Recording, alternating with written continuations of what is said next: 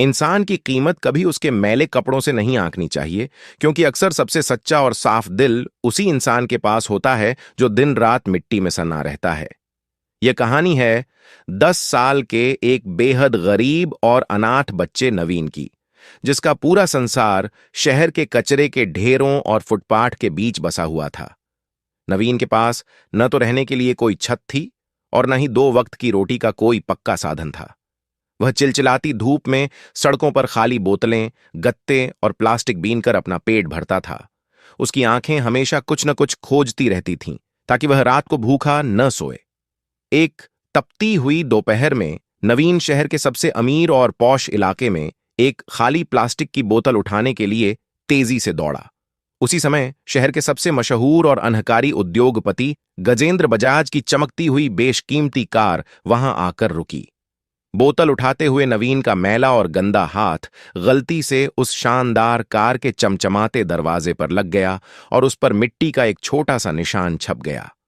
Car के अंदर बैठे गजेंद्र की नजर जैसे ही अपनी करोड़ों की कार पर लगे उस निशान पर पड़ी, उसका खून बुरी तरह खौल उठा।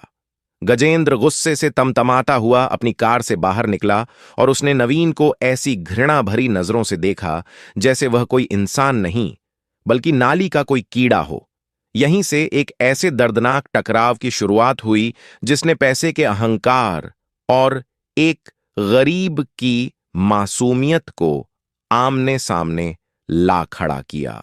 गजेंद्र ने बिना एक पल सोचे उस छोटे से बच्चे को जोरदार धक्का दिया। नवीन संतुलन बिगड़ने के कारण सीधे पक्की सड़क पर जा गिरा और उसकी कोहनी छिल गई। उसके बोरे से सारा कचरा और प्लास्टिक की बोतलें बाहर बिखर गईं। गजेंद्र का गुस्सा इतने पर ही शांत नहीं हुआ।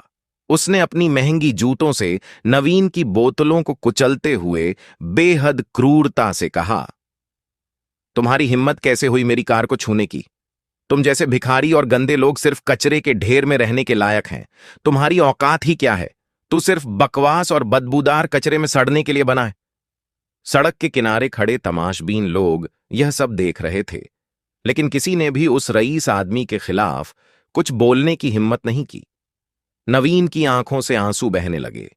उसने कांपते हुए हाथों से अपनी बिखरी हुई बोतलें समेटीं और अपनी फटी हुई कमीज से अपने आंसू पोंछे। उसने गजेंद्र को पलटकर कोई जवाब नहीं दिया, क्योंकि उसे बचपन से ही यही सिखाया गया था कि गरीबों की कोई इज्जत नहीं होती। वह चुपचाप अपना बोरा उठाकर वहां से चल दिया, लेकिन गजेंद्र के वे कठोर शब्द उसके दिल में किसी जहरीले तीर की तरह चुभ गए थे। गजेंद्र